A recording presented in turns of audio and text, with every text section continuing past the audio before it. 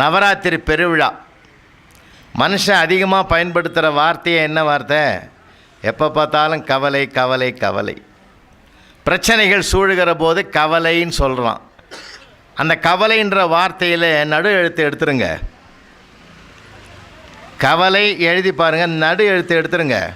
என்ன வருது? கலை வருது. கலையில் மனம் மூழ்கினால் கவலை தானாக போகும் என்பது தான் நவராத்திரி விழாவே. அதனால தான் அந்த கலை விழாக்களை நம்ம கொண்டாடுகிறோம். இது கூட பார்த்திங்கன்னா புத்தக திருவிழா. திருவிழான்ற வார்த்தையை திருப்பி போடுங்க, விழாதிருன்னு வரும். ஏ தமிழனே, உன் பண்பாட்டில், கலாச்சாரத்தில், நாகரிகத்தில், மனித நேயத்தில், உலகளாவிய பெருமையில் விழாதிருக்க வேண்டுமென்றால் அடிக்கடி திருவிழாவை செய் என்பது தான் திருவிழா என்று சொல்லிக்க அர்த்தம். ஏன்னா நமக்குன்னு ஒரு கல்ச்சர் இருக்குது. நான் அண்மையில் கூட லண்டன் போயிருந்தேன். ஒரு 20 நாள் அங்கே இருந்தேன். இப்போ அடுத்த மாதம் பாரிஸ் போகிறோம். அது வேறு. ஒவ்வொரு நாடுகளுக்கு நாங்கள் போகிற போது அங்கே தங்கணும்னா ஒரு சர்வே பண்ணிவிடுவோம். அப்போ நம்ம நாட்டினுடைய பெருமை அங்கே போன பிறகு தான் அதிகமாகவே நம்ம மனசில் அமருது. ஹிலாரி கிளின்டன் இந்தியாவில் ஒரு 6 மாத காலம் சுற்றுப்பயணம் பண்ணாங்க. அந்த அம்மா டெல்லியிலேருந்து ராமேஸ்வரம் வரைக்கும் அப்படியே சுற்றுப்பயணத்தை முடிச்சுக்கிட்டு திரும்பி அமெரிக்காவுக்கு புறப்படும் போது ஏர்போர்ட்டில் நிருபர்கள் கேட்டாங்க, இந்தியாவிலே சுற்றி பார்த்தீங்களோ, உங்களுக்கு என்ன பிடிச்சிருக்குன்னு கேட்டாங்க. இங்கே இருக்கிற கட்டடங்கள் பிடித்திருக்கிறதா, அல்லது ஒரு வேளை கோவில்கள் பிடித்திருக்கிறதா, என்ன பிடிச்சிருக்குதுன்னு கேட்டாங்க. அந்த அம்மா சொன்ன ஒரே ஒரு வார்த்தை, இந்திய தேசத்தில், அதுவும் தென்னாட்டு பகுதியில் இருக்கிற குடும்பங்கள் எனக்கு மிகவும் பிடித்திருந்ததுன்னு சொன்னாங்க. ஏன் கோயில்கள் பிடிக்கலையா அப்படின்னு கேட்டாங்க. கோயில்கள் பிடிச்சிருக்கு. ஆனால் நான் உலக நாடுகளில் எங்கள் ஊரில் பார்க்காத ஒரு சிறப்பு, தமிழ்நாட்டில் குறிப்பாக குடும்பங்களே கோயில்களாக இருப்பதை நான் பார்த்து பெருமைப்படுகிறேன். நான் சரி, அப்போ குடும்பமே கோயிலாக இருந்தால் அங்கே சாமி இருக்கணும்ல, இல்லையா? வழிபாடு இருக்கணும்ல. அதனால்தான் நம்ம பெரியவங்க என்ன சொன்னாங்க, தாயிற் சிறந்த கோவில் இல்லைன்னாங்க, தந்தை சொல் மிக்க மந்திரம் இல்லைன்னாங்க. அப்போ மந்திரமும் இருக்குது, கோயில் கர்ப்ப கிரகத்தை பெற்றிருக்கிற தாயும் இருக்கிறாள். ஏன்னா ஒரு பையனையோ ஒரு பெண்ணையோ உலகத்துக்கு உருவாக்கி தரணும்னா 2 இடம். ஒன்று கருவறை, இன்னொன்று வகுப்பறை. 2 இடத்துலையும் ஒன்று மனித பயிற்சி, இன்னொன்று உலக பயிற்சி. 2 இருக்குது. அப்போ அது 2யுமே சரியாக இருக்கணும்.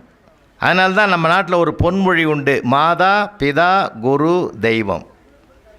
மாதாவும் பிதாவும் குருவும் சரியான வழிகாட்டுகிற இடத்தில் இருந்து சரியாக அமைந்து விட்டால் வளர்கிற பிள்ளைகள் வரலாறு படைப்பார்கள் என்பதற்கு அற்புதமான ஒரு பொன்மொழியை உலகுக்கு தந்த குடும்ப வாழ்க்கையை உடையது நம்ம தேசத்தினுடைய வாழ்க்கை. அதனால்தான் பாரத பூமி பழம்பெரும் பூமி, நீர் அதன் புதல்வர் இந்நினைவு அகற்றாதீர்னு மகாகவி பாரதி சொன்னார். எப்படிப்பட்ட வரலாறு பெற்ற நாடுன்னா பிள்ளைகளுக்கெல்லாம் நிறைய சொல்லணுங்க. அவனுக்கு தெரிஞ்சது 5 சப்ஜெக்டு தான். பிள்ளைகளுக்கெல்லாம் பார்க்கணும். அது அவன் படிக்கிற படிப்பே அவனுக்கு முழுமையான அறிவாயிடாது. அதுதான் இந்த தலைப்பினுடைய ஆழமான சிந்தனையே. நம்ம படித்தது கடுகளவு கூட இல்லைன்றது தான் எனக்கு. ஏதோ ஒரு கடலில் ஒரு சிறு துளி, கடற்கரை மணலை எண்ண முடியாது, மணலிலே ஒரு சின்ன துகள் தான் நம்ம படிச்சிருப்போம். கோடிக்கணக்கான மில்லியன் கணக்கான துகள்கள் இன்னும் படிக்காதது எவ்வளவோ இருக்குது. அதனால தான் படிக்காட்டாலும் பரவாயில்லை, கேட்க தயாராகிருன்றது தான் திருவள்ளுவருடைய அன்பான வேண்டுகோள். ஏன்னா படிக்கிறது ஒரு புத்தகத்தில் நம்ம வாசிக்கலாம், கேட்குறதில் பல நூல்களுடைய கருத்துக்களை ஒரே இடத்துல நல்ல வாய்ப்பாக கேட்கலாம். அதனால்தான் 2 குறள் இந்த பிள்ளைகளுக்காக சொல்கிறேன். ஒரு அருமையான குறள், படிக்கிற நல்ல பிள்ளைகள். கற்க சொல்லு, கற்க கசடர கற்பவை கற்றபின் நிற்க அதற்கு தக. சில இடங்களுக்கு நான் போய் ஆரம்பிப்பேன், கற்க, அவனும் கற்கன்னுவான். அப்புறம் கசடர கசடர அவனும் பின்னாடியே விடுவான். இங்கே பிள்ளைகள், உங்கள் தமிழாசிரியர்கள் எல்லாம் நான் பாராட்டுறேன். ஏன்னா நல்லா சொல்லி கொடுத்துருக்காங்க. கற்க கசடர கற்பவை கற்றபின் நிற்க அதற்கு தக. எத்தனை சொல்லு? 7 சொல்லு. மேலே 4 சொல்லு, கீழே 3 சொல். அதுக்கு சீருன்னு பேர். இந்த 7 சொற்களிலுமே எந்த சொல்லிலும் துணைக்கால் கிடையாது. ஏன்? கற்க வேண்டிய நூல்களை கற்று நிற்க வேண்டிய நெறியில் நிற்பவனுக்கு துணைக்கால் வேண்டாம், தன்காலே போதும் என்ற தன்னம்பிக்கையை வலியுறுத்துகிற குறள். இவ்வளவு சொல்லியே நான் படிக்க மாட்டேன்னு சபதம் எடுத்துங்கிறவன்லாம் நிறைய பேர் இருக்கிறான்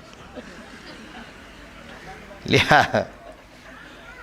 இப்போ பார்த்தீங்கன்னா தமிழ்நாட்டில் எல்லா ஊட்டிலையும் இருப்பாங்கன்னு தெரியல, நான் சுற்றி பார்த்தா தெரியும். தமிழ்நாட்டில் எல்லா மாவட்டத்திலையும் வடநாட்டுக்கார பசங்க தான் வேலை செய்கிறோம். உண்மையா இல்லையங்கய்யா?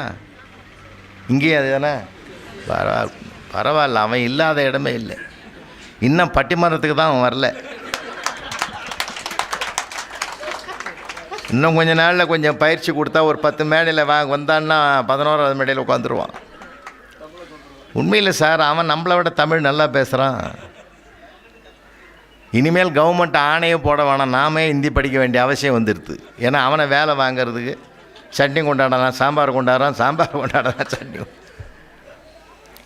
எல்லாத்த விட பெரிய இதுன்னா இப்போ தான் வந்தால் நினைக்காதீங்க. 25 வருஷத்துக்கு முந்தைய தூர்தர்ஷன்னு பேர். அப்போது இப்போல்லாம் பார்த்தீங்கன்னா இது இப்போ இது பொதிகை. அது யார் பார்க்குறான்? இப்போ ஒருவேளை இங்கே பார்க்குறாங்களோ? யாரும் பார்க்குறதில்லை. ஏன்னா உலகத்திலேயே 100 சேனல் இருந்தாலும் காணாமல் போனவர்களை அறிவித்த ஒரே சேனல் அதுதான்.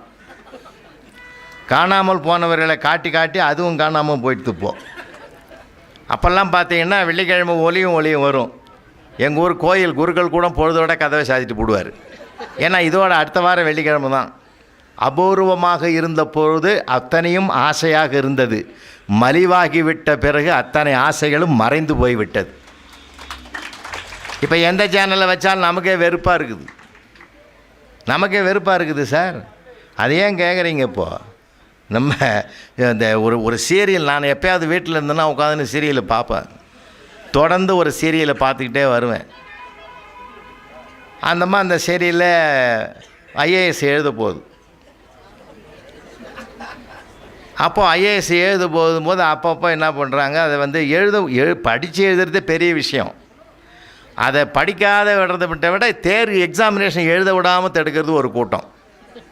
நானே என் ஒய்ஃபு என் மருமக அப்படிலாம் உட்காந்துன்னு அதெல்லாம் சமரசமாக உட்காந்து பார்ப்போம். எங்கள் வீட்டில் ஒரு டாக் இருக்குது, பெரிய டாக், லியோன்னு ஒரு டாக். அதுவும் பக்கத்தில் படுத்துன்னு இருக்கும் என் பக்கத்தில். அது கூட அந்த சீரியலில் பார்க்கும். சார், நீங்கள் ஒரு ஆச்சரியம் என்னன்னு கேட்டால், அந்த முகமூடி போட்ட 4 பேர் அந்த பிள்ளைய பரிசு எழுத விடாமல் தூக்கி போகிறோம். எங்கள் டாக் எழுந்து குறைக்குது சார். எனக்கு ரொம்ப பயந்து போனேன். என்னடா இது இவ்வளோ இதுவாகி போச்சேன்னு. மறுநாள் அது எப்படி ஊர்ஜிதப்படுத்திங்கன்னு தெரியுமா? நான் படிக்கிற காலத்தில் பாவ்லா விதின்னு ஒன்று இருக்குது. ஐயாவுக்கு இது நல்லா படிச்சிருப்பாங்க. ஒரு டாகை வச்சு தான் அந்த பாவ்லா விதியை உருவாக்குவார். அப்போது அந்த மணி அடிக்கிறதுக்கும் அந்த நாயினுடைய சாப்பாட்டுக்கும் வச்சுக்க விதி கண்டுபிடிப்பார். நானும் இதை பார்த்தேன்.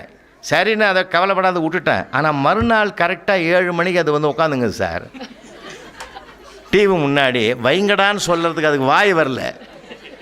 அது ஒன்று தான் பிரச்சனையே தவிர எங்களை இறங்க பார்க்குது. அப்போது சீரியல் உலகம் எப்படி போயிருக்குதுப்பா. நம்ம சிலதை தான் பார்க்குறோம், பலதை பார்க்கவே விருப்பம் இல்லை. ஆனால் அன்றைக்கி அபூர்வமாக இருந்தது ஒன்று தான் நம்ம பார்த்தோம். எப்பொழுதுமே பார்ப்பது ஒன்று, கேட்பது ஒன்று, படிப்பது ஒன்று. எல்லா கலைகளுக்கும் நிறைய வாய்ப்பு இருக்குது. ஆயக்கலைகள் 64ன்னு சொன்னாங்க நம்ம முன்னோர்கள். கொஞ்சம் நெஞ்சம் இல்லை கலைகள். இந்த கலைகளை அனுபவிக்கக்கூடிய ஒரு அனுபவமும் ரசனை வேணும். முதல்ல ரசனை இருந்தால் தான் சார் எதையுமே அனுபவிக்க முடியும். அதனால்தான் மகாகவி பாரதி எனக்கு ரொம்ப பிடிக்கும். எழுத்தும் தெய்வம், எழுதுகோலும் தெய்வம். இது மாதிரி எந்த கவிஞனும் சொன்னது கிடையாது. இன்னொரு அழகாக சொல்லுவார், நமக்கு தொழில் கவிதை, நாட்டிற்கு உழைத்தல், எமைப்பொழுதும் சோராதிருத்தல். அப்படின்னா எழுத்தும் தெய்வம் எழுதுகோலும் தெய்வம் அப்படின்னா ஒரு ஒரு மனிதன் தன் வாழ்வாதாரத்திற்கு எவை பயன்படுகிறதோ அவற்றை கூட கடவுளாக பார்த்து மதிக்கிற ஒரே மண் நம்முடைய மண், பாரத மண் என்பதை உறுதிப்படுத்துகிற நிகழ்ச்சி தான் ஆயுத பூஜை என்ற செயல்பாடு. வேறு எந்த நாட்டிலையும் செய்கிற ஸ்பேனருக்கும் ஏர் கலப்பிக்கும் சுத்திக்கும் அருவாளுக்கெல்லாம் பொட்டு வைக்க மாட்டான் சார். அதுக்கு பூ வச்சு வழிபாடெல்லாம் பண்ண மாட்டோம். நாம் நமக்கு எவை உதவுகிறதோ அவற்றுக்கெல்லாமே ஒரு நன்றி செலுத்த வேண்டும் என்ற ஒரு அற்புதமான பண்பாட்டை வெளிப்படுத்துகிற பூமி இந்த பூமி. நிறைய விஷயங்கள், அதாவது படிக்கிறதுன்றது பட்டம் வாங்கிறதுக்கு வேலைக்கு போகிறதுக்கு மட்டும் இல்லை. அதனால தான் மீண்டும் சொல்கிறேன், பிள்ளைகளுக்கு நாம் கூட படிச்சுட்டு வந்தோம், அஞ்சு சப்ஜெக்ட் படிச்சுட்டு வந்தோம், அதுவே ஆளுமை அல்ல. நான் ஒரு சின்ன உதாரணம் சொன்னால் உங்களுக்கு சரியாக இருக்குன்னு நினைக்கிறேன். எல்லாருக்கும் கொடுப்பியா? ஆடியன்ஸ் மொத்த பேரும் கொடுப்பியா? இல்லை, கொஞ்சம் பொறுமையாக கொடுக்கலாமே. ஒரு 3 மணிக்கு 3:30 கொடுக்கலாமே. ஏன்னா சில நேரங்களில் ஒரு கரசங்கால்னு ஒரு ஊர் படப்பைக்கு பக்கத்தில் இருக்குது. சிவராத்திரிக்கு என் தலைமையில் தான் பட்டிமன்றம். ஏறத்தாழ ஒரு 7000 பேர் இருக்காங்க. ஒருத்தரும் கைத்தட்டலை, சிரிக்கலை. 2 கையிலையும் புளி சாதமும் தயிர் சாதமுங்குது. அவன் என்ன வேறு முறைச்சி பார்த்துங்கிறான். இது ஏன்னா நம்ம ஆரம்பிச்சிட்டோம்னா ஒரு வேளை விளம்பர இடைவேளை மாதிரி ஏதாவது இருந்தாலாவது கொஞ்சம் சாப்பிட்டுக்கலாம். அப்போனால தான் ஒரு சீரியலுக்கு 5 விளம்பரம் போடுறான். எதுக்கு? அப்பப்போ போய் சாப்பிட்டு இருந்து உட்காரு. ஒரே இடத்துல உட்கார முடியாது. கொஞ்சம் கோவிச்சிக்காதீங்க, உங்களுக்கு எல்லாருக்கும் வரும். ஏன்னா அடுத்தவங்களுக்கு வர்றதை கெடுக்கக்கூடாது. அதனால் கலைகள் என்பதே பார்த்து தெரிஞ்சுக்கிறது, கேட்டு தெரிஞ்சுக்கிறது, படித்து தெரிஞ்சுக்கிற விஷயங்கள் நிறையா இருக்குது. நம்ம வீட்டில் போர் போட்டிருக்கோம். போர் போட்டுட்டு நம்ம திடீர்னு நின்று போச்சுன்னு வச்சுங்களேன், ஏர்லாக் ஆகிட்டுதுன்னு சொல்லி இந்த ஏரை எடுத்துகிட்டு என்ன பண்ணுறோம், ஒரு 5 வாளி தண்ணி அதில் ஊற்றி மறுபடியும் ஸ்டார்ட் பண்ணுறோம். போர் இறைக்குது. ஊற்றிய தண்ணீராகி 5 வாளி மட்டும் வர்றதில்லை. ஏற்கனவே பூமியில் ஊறி கிடக்கிற தண்ணீரை வெளியிலே கொண்டு வருவதற்கு அந்த 5 வாளி தண்ணி பயன்பட்டது. அதான் உண்மை. நமக்குள்ளே இருக்கிற ஞானத்தை வெளிப்படுத்துவதற்குத்தான் அந்த 5 சப்ஜெக்டும் உதவுகிறதே தவிர அதுவே முழுமையான அறிவாகாது, ஞானமாகாது. அதனால தான் இன்றைக்கி வளரும் தலைமுறைக்கு நான் ஒன்று வணங்கி கேட்டுக்கிறேன்பா, நிறைய நூல்களை படிங்க. நிறைய புத்தக திருவிழாவுக்கு நானும் போனேன், சுற்றி வந்தேன்றது பெருமை இல்லை. இத்தனை ஸ்டால் போட்டிருக்காங்கன்னு சொல்லிக்கிறதுல பெருமை இல்லை. எத்தனை புத்தகங்கள் வாங்கினோம் என்பதும் பெருமை இல்லை. எதையெல்லாம் படித்து தெரிந்திருக்கிறோம் என்பது தான் முக்கியமானது. இன்னும் சொல்ல போனால் நமக்கு பல விஷயங்கள் தெரிஞ்சிருக்குது, ஆனால் புரிஞ்சிருக்குதா? தெரிஞ்சுக்கிறது வேறு, புரிஞ்சுக்கிறது வேறு. இன்றைக்கி எங்கள் வீட்டம்மா கேட்குது, 43 வருஷம் ஆகுது எனக்கு கல்யாணம் ஆகி, நான் சொன்னேன்னா புரிஞ்சுதா? சார் அவங்க என்ன சொல்கிறாங்கன்னு எனக்கு தெரியுது, ஆனால் அதன் ஆழம் புரியுதா? தெரிதல் வேறு, புரிதல் வேறு. பல விஷயங்கள் நமக்கு தெரிஞ்சிருக்கு, ஆனால் புரிஞ்சிருக்குதான்றது தான் கேள்வி. புரிஞ்சுக்கிட்டோம்னு வச்சுங்களேன், அதனுடைய புனிதத்தன்மை நமக்கு நல்லா தெரியும். புரிந்து கொண்ட பிறகு அது என்றைக்கும் நம் மனதை விட்டு அகலாது. அதனால தான் கிளாஸ் ரூமில் வாத்தியார் கேட்குறார், நான் சொன்னேன்னா புரிஞ்சுதாடா, புரிஞ்சுதா அப்படின்வார். எங்கள் ஆசிரியர் ஒருத்தர் இருக்கார், அற்புதமாக நடத்துவார். அவர் அதாவது புஸ்தகத்தில் இல்லாதது அவர் புத்தியில் இருக்கிறது. எவரெஸ்ட் சிகரம் எத்தனை அடி உயரம் அப்படின்னு இன்ஸ்பெக்டர் கேட்குறாரு. பையனுக்கு சொல்ல தெரியல, ஆனால் எங்கள் ஆசிரியர் சொல்கிறார், அவனுக்கு எப்படி குழு கொடுக்குறாரு பார்.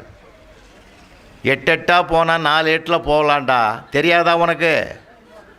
எப்படி 8 எட்டா போனால் 4 எட்டில் போகலான்டா தெரியாதான்னா 8848 அடின்றத 8 எட்டா போனால் 4 எட்டில் போகலான்னு அவனுக்கு சோசகமாக சொல்லி கொடுத்தாரு. பார்த்தீங்களா? இதுதான் என்ன அருமை. வந்த இன்ஸ்பெக்டருக்கு தெரியல, சபாஷ் நல்லா சொல்கிறான்னாரு. அவர் எப்படி சொல்லி கொடுத்தாருன்றது அவர் தெரிதல் வேறு, புரிதல் வேறு. ஏன்னா ஒரு தன்னுடைய ஒய்ஃபுக்கு கூட ஃபஸ்ட்டு திருமண நாள், முதல் திருமண நாளுக்கு ஒரு கிஃப்ட் கொடுக்கணுன்னு ஹஸ்பண்ட் நினைக்கிறான். எப்படிப்பட்ட ஃபேமிலியிலேருந்து வந்தாலும், ஒரு ராயல் ஃபேமிலியாக இருந்தாலும் கூட சின்ன ஒரு சாக்லேட் அந்த பிள்ளை விரும்புதுன்னா அந்த விரும்புகிறத வாங்கி கொடுத்தா அதில் வர ஒரு மகிழ்ச்சி, ஒரு அலாதி இன்பம், இதெல்லாம் எந்த சிலபஸ்லையும் இருக்காது. அது எந்த சிலபஸ்லையும் தாண்டிய வாழ்க்கை பாடம். அது வேறு விஷயம். அப்படி தான் ஒருத்தன் என்ன பண்ணால், அந்த திருமண நாளுக்கு அவளுக்கு ஏதாவது பரிசு கொடுக்கணும்னு நினச்சி, அந்த அம்மாவுக்கு தெரியாமலே வாங்கி கொடுக்கணும்னு நினச்சி ஒரு பெரிய ஷாப்பிங் மால் போகிறான். அந்த மாலில் போய் தேடுறான். ஒரு பொருளை பார்க்குறான். இது என்னன்னு கேட்டான். இது தெர்மாஸ் ஃப்ளாஸ்கியான்னு சொன்னார் மால் ஓனர். அப்படின்னா என்னன்னு கேட்டான். இதில் ஜில்லுன்னு வச்சா ஜில்லுன்னு இருக்கும், சூடாக வச்சா சூடாக இருக்கும்னா. சபாஷ், இந்த மாதிரி ஒரு பொருள் நாங்கள் பார்த்ததே கிடையாது, எங்கள் வீட்லையும் இல்லை. இது என்ன விலைன்னா 1500 கொடுத்து வாங்கியாச்சு. வாங்கிக்கிட்டு நேராக வீட்டுக்கு கொண்டாந்து ஒய்ஃபுக்கிட்ட கொடுத்தான். அந்த அம்மா வாங்கும்போது அவ்வளோ வெயிட்டாக இருந்தது. என்னையா இதுன்னு கேட்டுது. திறந்து பாரு, உனக்கு அப்போ தான் தெரியும்னா. என்ன விஷயத்தை விலைக்கு சொல்லு. இல்லை இதுக்கு பேர் தெர்மாஸ் பிளாஸ்க்குன்னு சொன்னார் கடைக்காரன். நம்ம வீட்டில் இல்லை, உனக்கும் தெரியாது எனக்கும் தெரியாது. இதில் ஜில்லுன்னு வச்சா ஜில்லுன்னு இருக்குமா, சூடாக வச்சா சூடாக இருக்கும்னு சொன்னான். அப்படின்னு உள்ளே இருந்து ஒரு ஐஸ் கப்பையும் எடுத்தான். அடியில் காப்பியும் இருக்குது. இவன் சூடான காப்பியும் அதிலே ஊற்றிட்டான். ஐஸ்கிரீம் வாங்கி உள்ளே வச்சுருக்கிறான். இது தெரிஞ்சு வச்சானே தவிர இதை தனித்தனியாக வைக்கணுன்றது புரியல அவனுக்கு. இதுதான் பல விஷயங்கள் நமக்கு குழப்பத்துக்கே காரணம். பல விஷயங்கள் தெரிஞ்சுக்கிறோமா, புரிஞ்சுக்கிறது கிடையாது.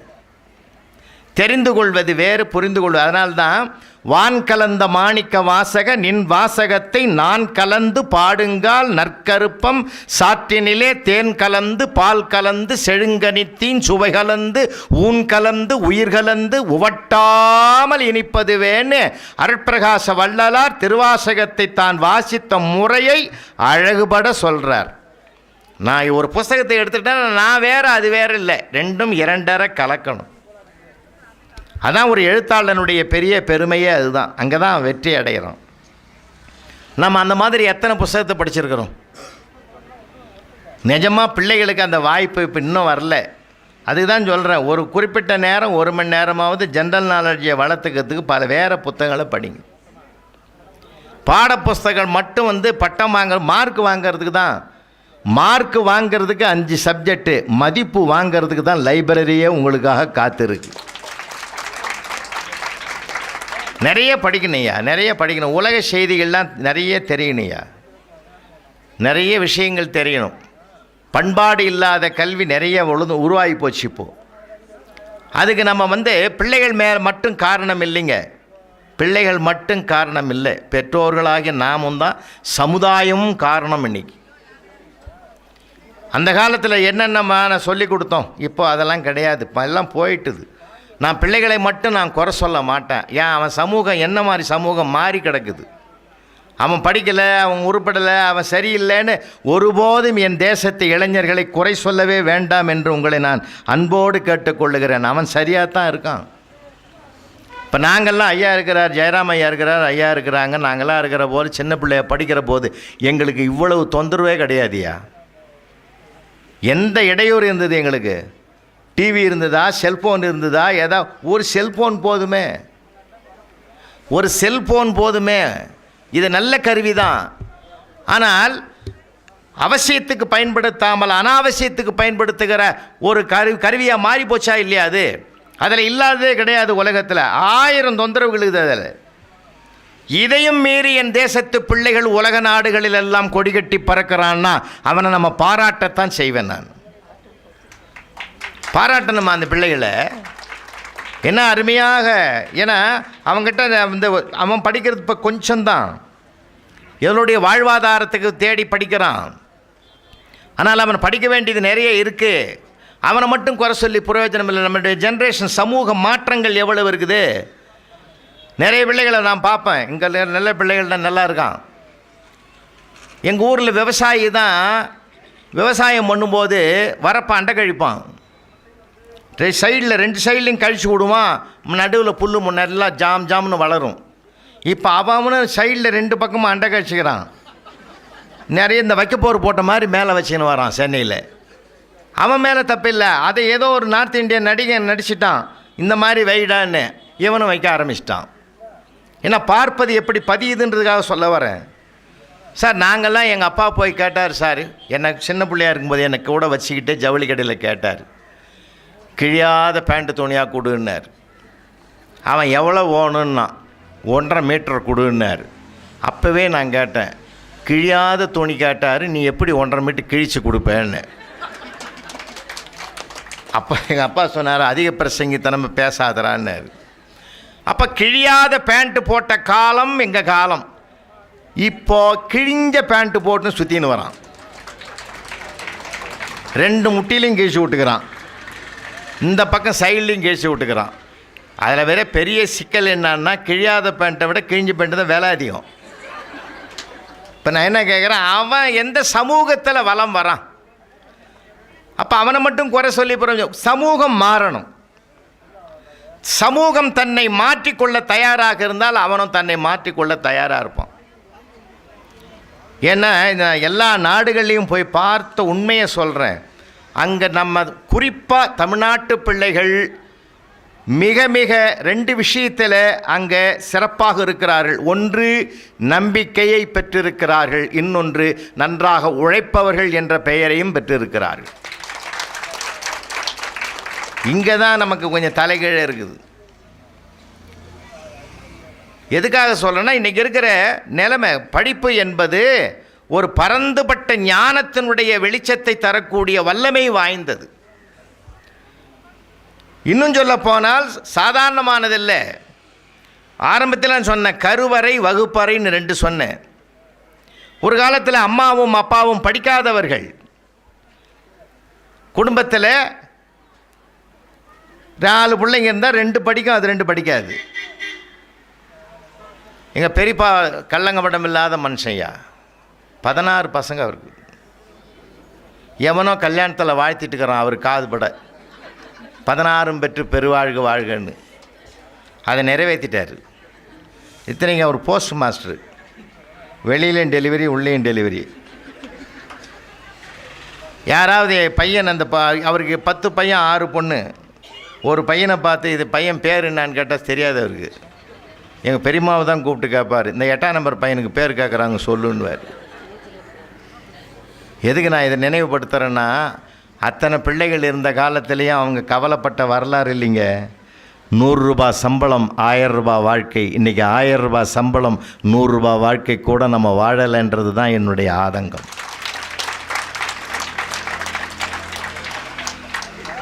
என்னமோ கருவிகள் பெருகி போச்சு, வாழ்க்கை பெருகி போச்சுன்னு நினைக்கிறோம். ஆனால் வாழ்க்கை சுருங்கி கொண்டிருக்கிறது.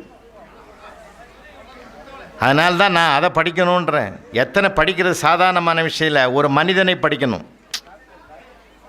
புத்தகத்தை மட்டும் படிக்கக்கூடாது. ஒரு மனிதனை படிங்க. ஒரு மனிதனை படித்தால்தான் நம்ம வாழ்க்கையில் எப்படி வரணுன்றது நமக்கே தெரியும். அதனால்தான் மாதாவிடத்திலும் பிதாவிடத்திலும் படிக்கணும்னாங்க. என் கூட ஒரு 2 நிமிஷம் ஒரு வீட்டுக்கு வாங்க. வாசல் கதவு திறந்துருக்குது, நம்ம உள்ளே போகிறோம். ஹாலுக்கு பக்கத்தில் ஒரு சின்ன டைனிங் டேபிள். அப்பா அப்படி உட்காந்துங்கிறார். இதில் 7ஆம் கிளாஸ் படிக்கிற பையன் உட்காந்துங்கிறான்.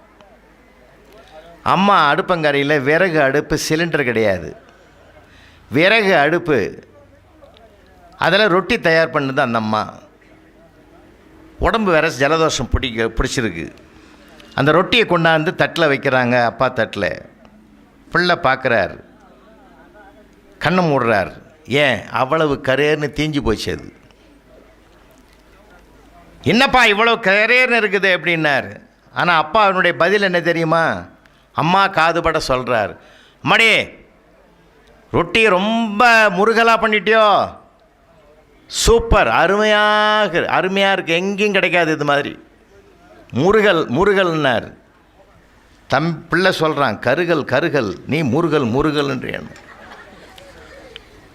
அப்போது பிள்ளைக்கு மட்டும் அப்பா சொன்னார், மெல்ல சொன்னார், அடே அம்மாவுக்கு உடம்பு சரியால்லாட்டாலும் மறுக்காமல் நமக்கு தயார் பண்ணி கொடுத்தாலே இந்த ரொட்டியை, இதுவும் நான் கருகிவிட்டது என்று சொன்னால் ஏற்கனவே எரிகிற அடுப்பில் முகம் கருகி கொண்டிருக்கிறாள்.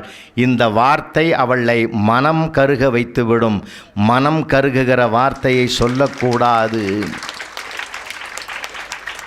அந்த பிள்ளை எந்த சிலபஸில் இல்லாதது, எங்கேயும் படிக்க முடியாதது அப்பாவின் நாவில் படிக்கிறார். அதை கேட்டுக்கொண்டு வளர்ந்ததனால்தான் பிற்காலத்தில் குழந்தை கேட்ட கேள்விக்கும் குனிந்து பதில் சொன்னார். வேறு யாரும் இல்லை, மேதகு அப்துல் கலாம் என்கிற மனிதர். அதனால்தான் சொன்னான், தந்தை சொல் மிக்க மந்திரமில்லை. தாயிற் சிறந்த கோவில் இல்லை. ஏன் சொன்னா? தாயை கோயிலாக்குறதுக்கு காரணம் என்ன? கடவுள் இருக்கிற இடம் கருவறை.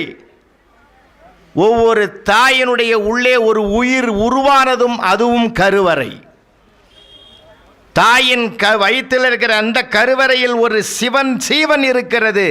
அந்த கருவறையில் ஒரு சிவன் இருக்கிறான். இதுவும் உயிர்ப்பு, அதுவும் உயிர்ப்பு. அதனால்தான் தாயை கடவுளுக்கு சமமாக சொன்னார்கள். எல்லா இடங்களிலும் தான் நேரடியாக வந்து அருள்பாலிக்க முடியாது என்பதற்காகத்தான் தன்னுடைய பிரதிநிதியாக தாயை படைத்திருக்கிறான் என்று பெருமானார் நபிகள் நாயகம் அவர்கள் சொல்லுகிற கருத்தை நாம் நினைந்து பார்க்க வேண்டும். அதனால் குடும்பம் மனித பயிற்சி கொடுக்குற இடமையா. அதனால தான் நம்ம நிறைய எந்த பல்கலைக்கழகங்களாலும் பட்டம் கொடுத்துறோம்.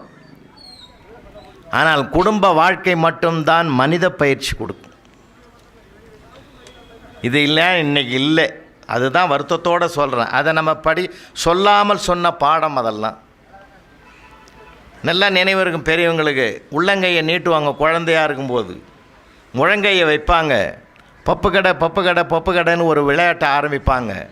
இது ரசம் பூவா, இது பப்புவா, இது சாம்பார் பூவா, இது மோர் பூவா, எல்லாத்தையும் கலந்து அம்மாவுக்கு ஒருவாய், அப்பாவுக்கு ஒருவாய், தாத்தாவுக்கு ஒருவாய், பாட்டிக்கு ஒருவாய், பெரியப்பாவுக்கு ஒருவாய், சித்தப்பாவுக்கு ஒருவாய், அத்தைக்கு ஒருவாய், மாமாவுக்கு ஒருவாய், அண்ணனுக்கு ஒருவாய், தம்பிக்கு ஒருவாய், எதிர்விட்டங்களுக்கு ஒருவாய், பக்கத்தொட்டு தாத்தாவுக்கு ஒருவாயின்னு பகிர்ந்து கொடுக்கிற பண்பாட்டையும் அந்த குழந்தைக்கு அந்த விளையாட்டிலேயே சொல்லி கொடுப்பா. பண்பாட்டோடு சொல்லி கொடுத்து அந்த குழந்தைக்கு நண்டூறுது நரி ஊறுதுன்னு ஒரு பாட்டை சொல்லி கிச்சு மூட்டி கலகலன்னு அந்த குழந்தையை சிரிக்க வைக்கிறாளே தாய். ஏன் தெரியுமா? அடுத்தவர்களுக்கு கொடுக்கிற போது சிரித்து கொண்டே கொடுக்க வேண்டும் என்ற குணத்தை சொல்லி கொடுத்தவள் அவள். இது இன்னைக்கு காணாமல் போச்சு. எல்லா வீட்லேயும் காணாமல் போச்சு. குழந்தைக்கு பசிக்குதா, கிண்ணத்தில் பால் சோறு போட்டு செல்ல கையில் கொடுத்துரும். அது கார்ட்டூனை பார்த்துக்கினே அள்ளி போட்டுது. அதுக்கு பால் சோறுன்னு தெரியல, மோர் சோறுன்னு தெரியல. அந்த குழந்தைய வளர்ந்த பெரிய ஆளான பிற்பாடு கிச்சனில் இருந்தால் அந்த அம்மா தட்டில் சாம்பார் ஊற்றி பொரியலில் வச்சு தட்டில் கையில் கொடுக்குது. அது கொண்டாந்து டிவி ஆன் பண்ணிவிட்டு அங்கே உட்காந்து சாப்பிட்றான். அந்த அம்மா அங்கேருந்து குரல் கொடுக்குது, யோ டிவிக்கு முன்னாடி உட்காந்து சாப்பிடாத, டேஸ்ட்டு தெரியாது. அவன் சொல்கிறான், அது டேஸ்ட்டாக இருந்தால் நான் ஏண்டி டிவி முன்னாடி உட்காடுறேன்றான். எவ்வளோ சிக்கல் இருக்குங்க. வாழ்க்கை பாடம் லேசான விஷயம் இல்லைங்க. என் அன்னையிடம் கற்றது அன்பு, என் அப்பாவிடம் கற்றது உழைப்புன்னார் மேதகு அப்துல் கலாம். அக்னி சிறைகளில் போய் படித்து பாருங்க. உலக விஞ்ஞானி. எதையா நம்ம படிச்சிருக்கிறோம்? மேதகு அப்துல் கலாம் அவரிடத்திலே ஒரு நிருபர் கேட்கிறார், விண்ணளாவ நான் நாசா விஞ்ஞான ஆய்வுக்கூடத்துக்கு போனேன். 2015 செப்டம்பர் மாதம் 7ஆம் தேதியா 15ஆம் தேதி அங்கே நாசாவுக்குள்ளே நான் 2 நாள் இருந்தேன். அந்த 2 நாள் நான் இருந்தபோது நான் கற்ற பாடம் என்ன தெரியுமா? சாதாரணமான விஷயம் அல்ல. மேதகு அப்துல் கலாமை என்னுடைய இதய சிம்மாசனத்தில் ஏற்றி வைத்து இனி அவர்தான் என்று ஒரு முடிவுக்கு வந்த காரணம் என்ன தெரியுமா? இன்றைக்கு கூட நான் சொல்கிறேன், ஊட்டியில் இந்த மேடையில் என்ன நடக்குதுன்றதை அடுத்த செகண்டே அறிவிக்கக்கூடிய சேட்டலைட் அத்தனை தொழில்நுட்பம் வளர்ந்திருக்கக்கூடிய இடம்தான் நாசா விஞ்ஞான கூடம் என்றால் மேதகு அப்துல் கலாம் அவர்கள் பொக்ரான் அணுகுண்டு சோதனை நிகழ்த்திய போது அப்பயே கண்டுபிடிக்க முடியல நாசாவால்.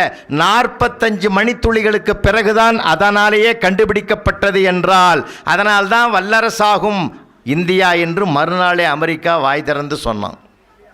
எவ்வளோ பெரிய விஞ்ஞானியா அவர், எவ்வளோ பெரிய. அப்போ யார் பிரைம் மினிஸ்டராக இருந்தாங்க தெரியுமா? மாண்புமிகு அடல் பிஹாரி வாஜ்பாய் அவர்கள். போய் சொல்கிறார், பொக்ரான் அணுகுண்டு சோதனை நிகழ்த்தலாம்னு பார்க்குறோம். அணுகுண்டு சோதனை நிகழ்த்துறது ரகசியமாக இருக்கணும், இல்லை இது உலகத்துக்கு தெரிஞ்சிட்டா எப்படி ஆகும்? ரகசியம் போயிட்டான். ரகசியம் போவே போகாது. இதில் உறுதியாக சொல்கிறேன்னாரு கலாம். எதை வச்சு சொல்கிறேன்னாரு வாஜ்பாய். உங்களுக்கும் கல்யாணம் ஆகலை, எனக்கும் கல்யாணம் ஆகலை, ரகசியம் வெளியிலே போவாதுன்ட்டார். சார் உலக அதிசயம் சார், 45 மணிக்கு 3/4 மணி நேரத்துக்கு பிறகு தான் சார் நாசாவுக்கே தெரிஞ்சுது. மிரண்டு போனான் அவன். அதை விட பெரிய நமக்கு தெரிய வேண்டிய விஷயம் என்ன தெரியுமா? மறுநாள் பேரம் பேசினான் மேதக் அப்துல் கலாம். அமெரிக்காவுக்கு வந்துரு, மில்லியன் கோடியில் உன் குடும்பத்துக்கே செட்டில் பண்ணிடுறேன், வந்துடுறியான்னா என் உடலும் உயிரும் இந்திய மண்ணுக்கே சொந்தம்னு மறுத்தார். இந்த பண்பாட்டை படிக்கணிய 4 நாள் 8, 8ல் 3 போனால் 1, 7, 8ல் 3 போனால் 4, அப்படி அது எல்லாம் படிப்பு. அதெல்லாம் ஏதோ ஒன்று தெரிஞ்சுக்கிறதுக்கு தான், அவ்வளோதான். புரிஞ்சுக்கிற படிப்பு அது அல்ல. அதுக்காக நான் சொல்கிறேன், நிறைய புத்தகங்களை பாருங்க. ஏன் அரசியல் நம்ம நிறைய பேசுகிறோம் சார், அந்த அரசியல் சரி, இந்த அரசியல் எல்லாம் சரியாக தான் இருக்குயா. நம்ம பார்க்குற பார்வை இருக்கணும், படிப்பினை. அதில் நிறைய பேர், எத்தனை பேர் என்ன கொடுத்துருக்குறாங்க தெரியுமா? நிறைய நிகழ்வுகள் நான் சொல்லுவேன், அதெல்லாம் நீங்கள் படிக்கணுன்றேன். ஐயா கொடுத்த தலைப்புக்கு ஏற்ற மாதிரி கற்றது கடுகளவுன்ற மாதிரி, கல்லாதது மலையளவுன்ற மாதிரி இந்த மண்ணிலே, தமிழ்நாட்டு மண்ணுக்கு ஒரு பெரிய பெருமை என்ன தெரியுமா ஐயா? தாம் படிக்காட்டாலும் என் நாட்டு பிள்ளைங்க படிக்கணும்னு ஒரு மகான் வாழ்ந்த மண்ணியா அந்த மண்.